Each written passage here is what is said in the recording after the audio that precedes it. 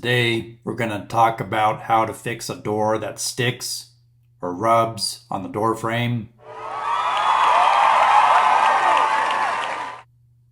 So here we're looking at a bedroom door that rubs on the door frame when it closes. In the upper left hand corner here there's a small gap, yet over in the right hand corner there's a larger gap. The bottom right hand corner a small gap, the bottom left hand corner a larger gap. So the door is sitting crooked in the door frame. I'll just use my adjustable wrench to adjust the door hinges. And what I'm doing is very gently prying on the hinge knuckles.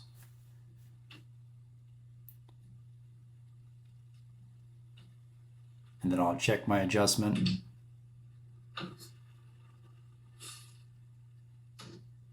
That's a lot better. The door is still slightly crooked in the door frame.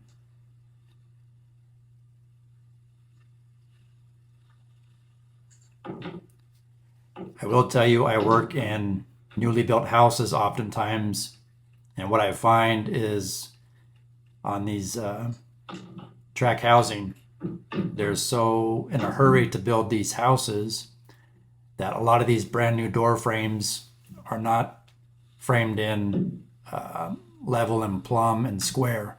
So that may be an issue you're having too.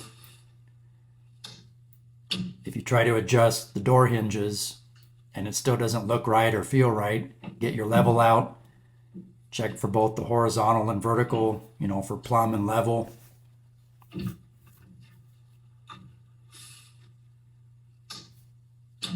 Yeah, that's a lot better. Woo! You can see the gap is more even. I'm happy with that. We'll call that good for today. A couple other items you can check. On your door hinges, check all your screws. Make sure they're not loose. Make sure the screws aren't missing or spinning in the hole. You can install longer screws if they do spin. Make sure they're tight and snug. Another item to check is your strike plate. Is it properly installed? This one you can see that bottom screw. You can see where the door was rubbing on the bottom screw there. You can see where the black paint has been rubbed off of that screw because the screw is installed crooked. You can unscrew that and reinstall that screw to make it go in straight and flush, or again install a larger screw.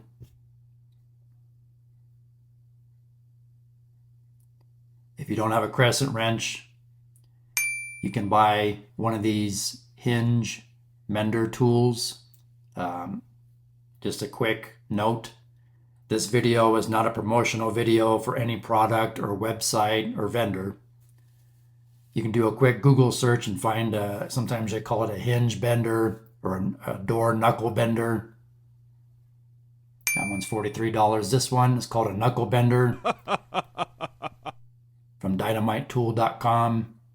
This one is similar basically to a crescent wrench, but you'll note it has the semicircle round profile to fit around your hinge knuckles. And then, of course, it also has the attached hinge pin removal tool, 1/4 inch diameter, 5 inches long, and that's $16.75. Wow. Sometimes you do have to remove the hinge pins, and sometimes, as you saw in this video, you don't need to remove the hinge pins. It's also helpful to squirt a drop or two of WD-40 or some type of lubricating oil in your hinges. Don't go overboard. If you spray too much, it's going to drip onto your carpet or onto your painted walls. You don't want that mess. So just keep that in mind. I hope this information helps. Please like, share, subscribe. Leave me a comment for future video topics you would like me to cover. Thanks for watching.